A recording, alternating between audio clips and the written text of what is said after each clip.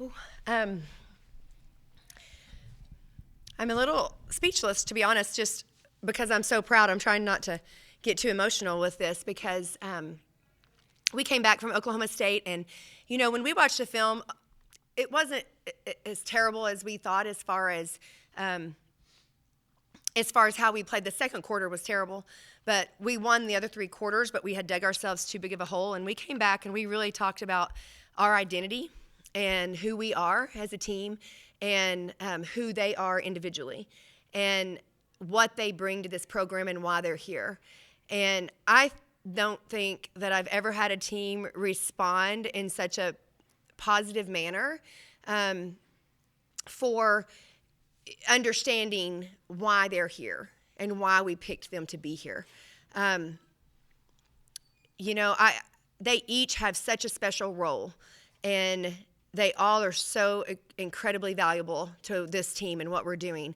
And I think that you saw tonight an incredible display of that and just how talented each individual is, but then what can happen when you put those individuals together and make a team, and a team that is selfless, a team that is driven, a team that is bought in, a team that understands their identity, and a team that is just trying to play each and every game as hard as they can and have as much as fun as they can together with a Lady Raider uniform on, because they really performed at a really high level tonight from start to finish, and I'm just super proud of them. And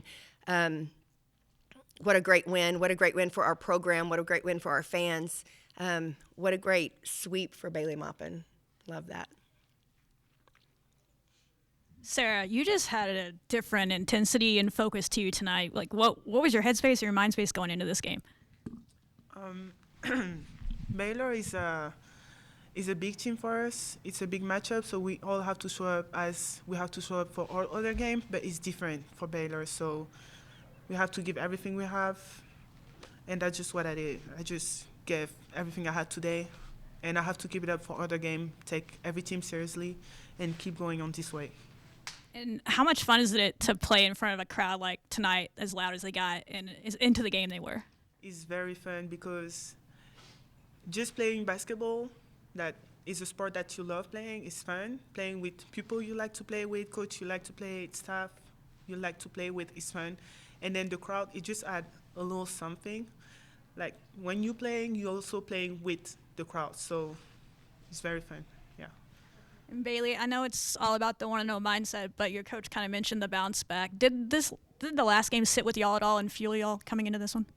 Absolutely. I mean, we had an off day after the OSU game, so I think a lot of us, took some time and, thought about what went wrong, where we went wrong. But then when we came into practice, you have to be able to get rid of that one. You have to have the 1-0 mindset. You have to be able to lock in on the next team and move forward. And she mentioned you swept Baylor. I mean, Texas Tech hadn't beaten Baylor since 2011. Now you've swept them for the first time since early 2000s. Do you let that? There we go. Do you let that sit in and sink in? That's the reason you came here, right? Was to do this, and you do it. Absolutely. What does that mean to you? It's an honor to be a part of a team that can get things done like we've been getting things done, but also just to have all of our names in the same history book together is something that we'll cherish forever. And you're a captain on this team. You and Snowden, and I think even Hema kind of carried in that first half, but then the second half, everybody was doing everything else as Baylor adjusted. What do you see from your teammates like Sarah? Even Adley came in there, everybody in that second half. I think it's more of a question, more of a statement of you guys see what I see every single day, because they do that every single day. Every single day in practice, every single day that we get out on the court, they're doing those things. And tonight they got their opportunity to do it in front of all of you guys, and I'm super grateful and happy that they got to show up and show out. Bailey, from the get-go, you guys were relentless, focused. Any other good adjectives to go along with that? Mental toughness. Do you want to do that in French? What is relentless and focused in French? Relentless is ne jamais abandonner, and focus is concentré. Okay. And were you right from the get-go tonight in this game? What got you guys going? Just the fun, playing for fun, playing with my teammate, knowing this is one of our last game here, because we almost all senior on the team, just really do it for each other, and because we know that's just what we do. Sarah, what was working especially well on the defense tonight? I think for me, being in help, because I know their post player is not really a shooter, so being here for my teammates to help them whenever they need to, whenever they get post on a mismatch or screen. I think that's one more part. And Bailey, obviously, there's still a few games left, but to be in this position to, fight for a conference championship in the regular season, just what does it mean to be in this spot right now? It's super important, but at the end of the day, we're going to continue with the 1-0 mindset. You guys have heard me say it all year. Every game is as big as the one before, and every game is as big as the next one. So just staying locked in on who we're playing next, executing, and, continuing to move forward.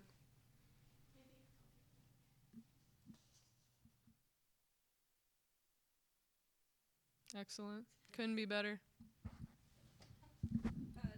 One last one for you, Baylor. Bailey, your coach was nominated for midseason watch list Coach of the Year. You've played for 4 years. What do you have to say about that? I'm really, really happy that they finally, put her on that list, because I think that she's done an excellent job getting this program back to where it was and back to where it should be. And I think even long after I'm gone, she's going to continue to do that. So I'm super proud of her, and I'm super happy that she's on that list. And I think that at the end of the day, they're going to make the right decision, and that trophy's going to be headed home over there. Anything else for the players? All right, thank you. Thank you, guys. Tissue. Don't get soft on me.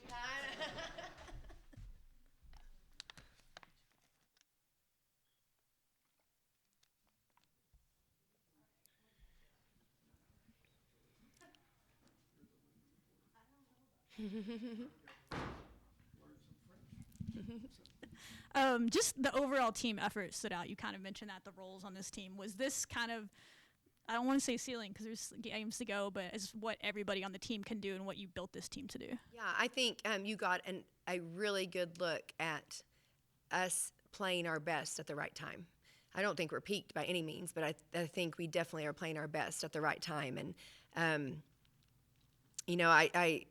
we definitely knew that when we put this team together that we had a chance to be special. But all the credit goes to them for buying into that and to just selling out and staying together and pushing through and letting us coach them hard. I've said that so many times this year. But they just, you could just see a look in their eye the last 2 days. They just had a different look in their eye about how they wanted to approach this game. And they're really listening to us and letting us coach them and I think letting us mentor them in life even, because we talked today about, with it being Ash Wednesday and, just about numbering your days, because, you're not guaranteed tomorrow. Nobody's guaranteed tomorrow. Just even numbering their days for the rest of this season.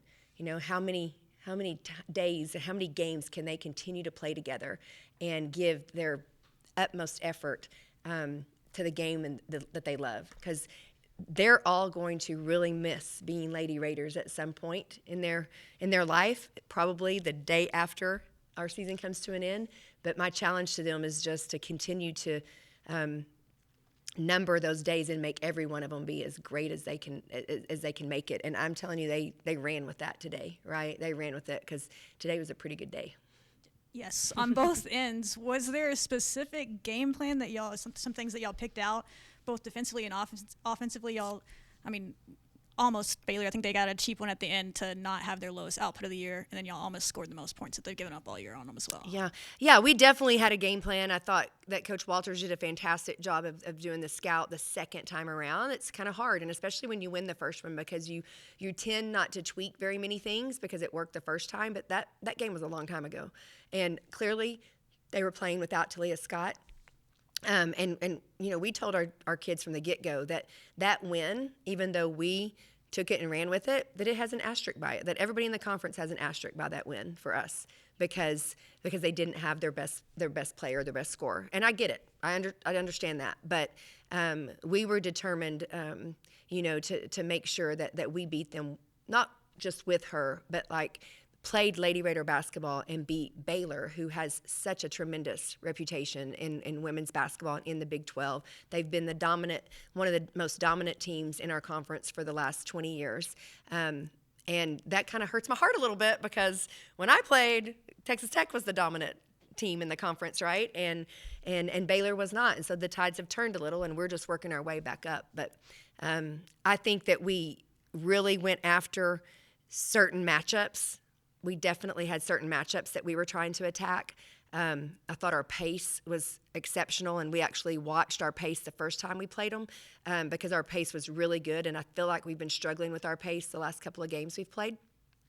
So I think there were some certain things in our press that we did that was more effective, and then our kids just really bought into the offensive scheme and how we wanted to attack them, and they just continued to do that, every passing quarter. You mentioned Talia Scott.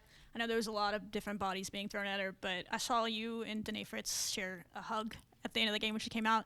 If you want to share what that moment was, and then also, what does she have to do at this point to join you in those Naismith Award watch lists for the Defender of the Year? Right. Danae's super special to me because that's a kid that's been at 3 different schools and 3 different Big 12 schools at that. And it's super hard to go back and play the team that you came from. And everybody knows that because everybody talks about it, whether it's the teams, whether it's the media, whether it's whoever. And you all talk about it. And I'm just so proud of her because she chose Texas Tech the third time, right? The third time because she knew I believed in her. And I asked her when we got back from Oklahoma State, I said, what is your identity? And she said, I'm a defensive stopper and a three-point shooter. And I was like, that's who I need you to be. Nothing more, nothing less. That's who I need you to be. And she knows that I believe in her. And I just think it's something, right, when you play your former team and you're able to play at a high level. And everybody has their different, everybody is successful in different systems, they're different relationships, like whatever it might be. And we have people on our team like that. We have people that left this program that are like that are being very successful where they've gone. That's the world we live in right now. I'm just super proud of Danae for letting us coach her and pull her greatness out of her. And so it really was just a thank you for, playing her heart out. And she did have the Talia Scott matchup. We did end up switching on to her, different players onto her just because of the flow of the game. But I thought Danae played really, really well defensively. Crystal, right from the start, looked like Nunez got you started off on the right deal, and then there was Bailey, and then there was somebody else, and everybody just kept. Adley comes in and hits a tray within 3 seconds of getting on the floor. It was just all night long. How did you get them focused after that loss on the road? Yeah, I think we just brought them back, and we, first thing I said to them is that nobody was mad at them for the way they played at Oklahoma State, because y'all, that's a thing. That's a thing where coaches and players can get to where they're against each other and they take it personally. I made sure that when they got off the bus Saturday night after that game, that as I sit in the front seat, that as each one of them walked by me, I made sure to say good night, to have a good night to each one of them as they stepped off. And then I brought that to their attention on Monday when we got back together. And I said, I did that because nobody's mad at them. Like, everybody knows they want to play hard, that they want to win. Did they get away from who we were? Yes. Did they not put their full focus into it? Yes. But those are all fixable things, right? And I just wanted them to be who they are. And so I feel like they just really listened to us. They understood that we are better as a whole. We're much better as a whole than we are individually. And not that anybody was trying to do anything individually, but I do feel like we had some people just trying to do some things that they don't do. And we specifically brought them here to fill needs. And whenever I think we pointed that out, I think that they really understood it. And like I said, they trust us and they know that we genuinely care about them. And that's what I told them was my identity, is that I don't claim to be this great coach, but I am a uniter of people, and I empower young women. And I try really hard to get the right pieces together so that they can believe in something greater than themselves, so that they can be successful at the highest level and of things that they never thought they could do. I told them the story that every time I go to the Final Four, this is a true story, every time I go to the Final Four, I catch myself going, man, it would be cool to play in I didn't only play in it, but we won it. But I literally have to remind myself, and that's my identity of being, or insecurity or whatever. And they have it too, so I'm like, you can do great things. And that's what I want them to learn from here is like, from West Texas, anything is possible. We all know that, right? But I just want them to believe in themselves because they're gonna encounter much bigger battles than Baylor, than a basketball game in their life. And I want them to know how to fight through and to believe in what they know is true. I remember in '93, you and I were both very, very young then, at least you were. But the camaraderie that I saw on that team was Cheryl, Noel, our good friend, and the rest of the teammates. I kind of see that among this team. Absolutely, absolutely. We use it as an examples all the time. I mean, I have teammates sitting on the front row out there from that team that come and support them like crazy. They drove to Oklahoma State. They drove to Baylor. They love it. We have a group chat. I have my team, my 93. We're called the 93 Natty Sisters. That's our group chat. I promise you that there's some messages on my phone when I get back to it, and that's what it's all about. And that's what I want these kids to have. Is I want them to have a circle of friends and a circle of teammates and sisters that they can rely on and depend on for the rest of their lives. Because this is a really short time that they get to be together, but the rest of their lives they can rely on one another. Y'all got off to a pretty early start in that game. How important was that for the momentum later in the game for you There's guys? no doubt, right, that we said we wanted to, from the tip, we had to be on go. And that if that happens, we knew that we could get some things going. Our energy was fantastic. Our kids were locked in. And then it was kind of one of those games where you didn't want to have a halftime. I mean, literally, I went in at halftime and I said, Bailey Maupin, what's the score? And she said 0-0 because she knows me and she knows that how we're going to approach this. And we said the first 3 minutes coming out of that half, we have to be on go again. We cannot let them make a run. And they did a little bit. We called a timeout when it was 15, and they responded right out of that timeout, and they never took their foot off the gas after that. Player leadership this season. Is there some sort of player leadership you saw in that timeout in the third quarter that kind of turned them around? Yeah, I would say all of them. Absolutely all of them. I mean, Bailey for sure is stepping up and being a fantastic leader. Danae is being a fantastic leader. Snutta's being a fantastic leader. All of them really did. They all sat down and they were like locked into Coach Walters, talking about mental toughness, talking about pushing through this right here, this adversity, and they all were saying the same things to one another. So again, when it's player-led, we're winning. We're winning. You guys did pretty well from the three-point line during the first half. How big of a focus was that this week during practice? I don't know that we were honing in on saying, hey, we're going to shoot the three like crazy. I don't think that was a thing, but we did say if we can get paint touches, kick out threes are going to be there.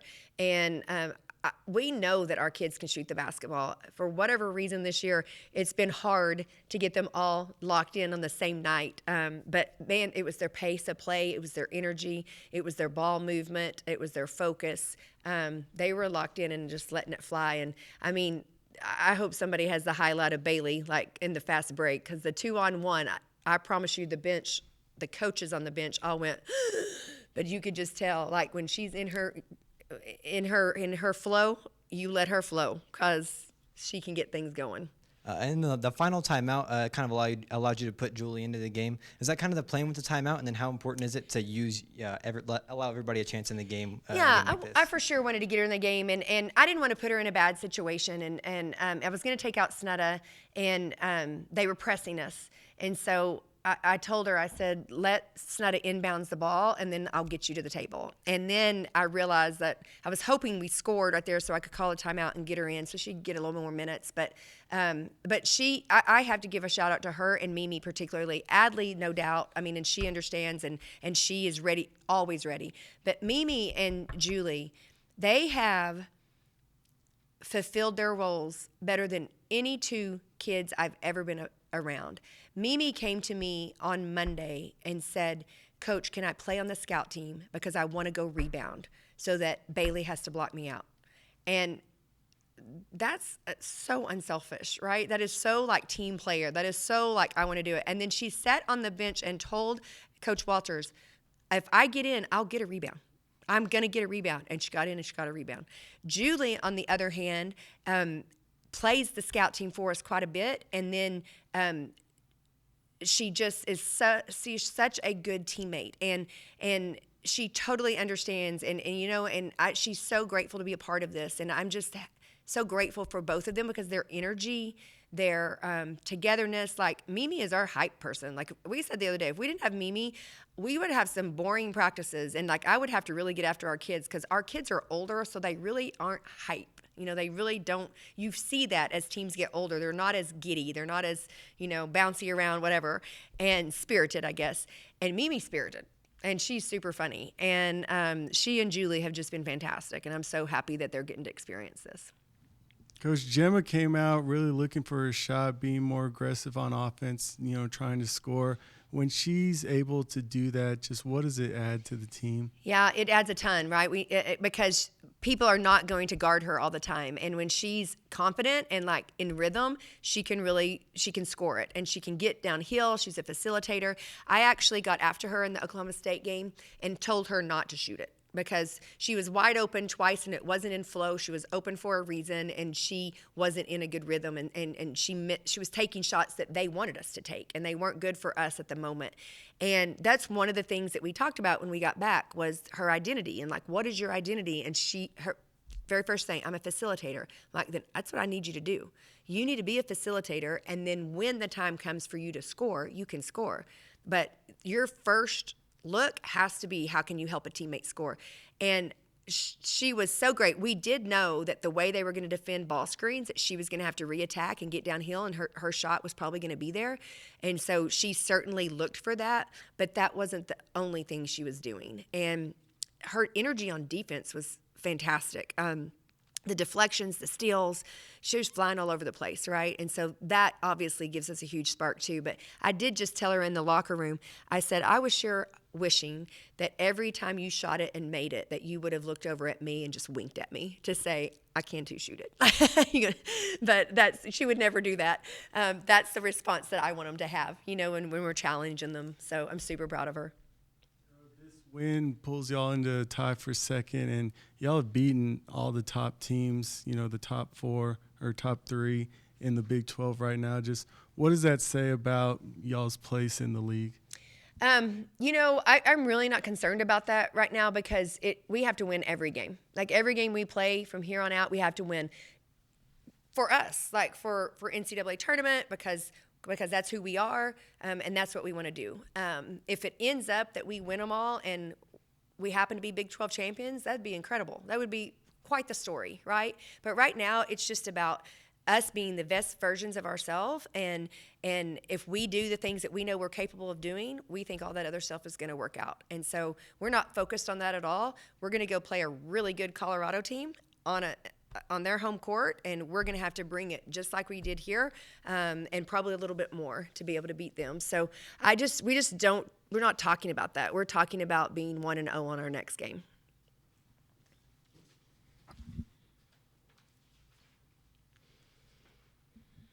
Coach, I know we talked about earlier that you are a finalist for the Coach of the Year. Just having your name mentioned in the same breath as Gino, Dawn Staley, and Kim Mulkey, just what does that just do for you? Well, it's very humbling. I will tell you that for sure. But it literally is about the players. It's about the players that I'm coaching and how they're coming together, how they're buying in. It's about my staff who's around me, who is building me up and making me be a better coach. It's just about the people that wore the uniform before. It's about it's just about loving your craft and loving your passion and continuing to try to build up players that can believe in one another to do special things. So I'm super honored, very humbled, but my goodness, if I don't have the right players, if I don't have the right coaching staff around me, none of that happens. Thank you, guys.